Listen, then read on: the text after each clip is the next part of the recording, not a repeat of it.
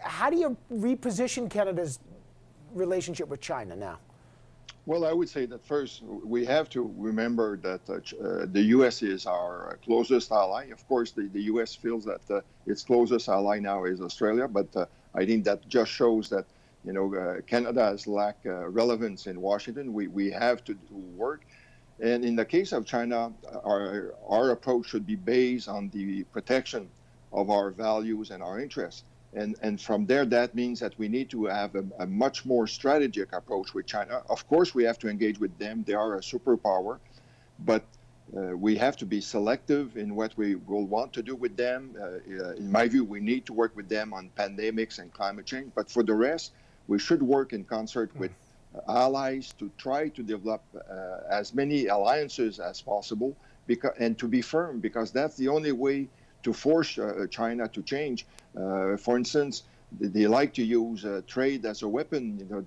Canada has been at the receiving end. Now it's the turn of Australia. Yeah. I think there's a way to prevent them from doing this by making alliances. So, for instance, if we were to have an alliance with Australia and the U.S., if one of the three is victim of sanctions on its barley or on its pork, the two others would promise not to increase their exports beyond their historical share of the U.S. market. But there are many things that we can do and China will quickly get the message that they can no longer divide to conquer. Okay, George, pick up on that. I should just say some Canadians are wondering, what about Robert Schellenberg? He's facing a death sentence, another Canadian there for drug smuggling. This is a very different case, of course, than the two Michaels, but there's still ongoing issues there, consular issues there. But Joyce, how does Justin Trudeau now reposition the relationship with China?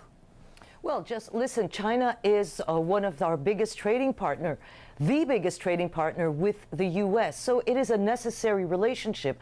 How Justin Trudeau does it, he's talked tough. He's rallied allies against China. He's managed to do that. I think what's important is to have a policy on China, which he doesn't seem to have right now. And okay, his hands were tied because of the two Michaels. Are we going to hear more tough talk from Justin Trudeau? And how much tough talk can a soft power have against China without allies? So, Canada acting alone is like Australia acting alone or Japan. They too have prisoners in China.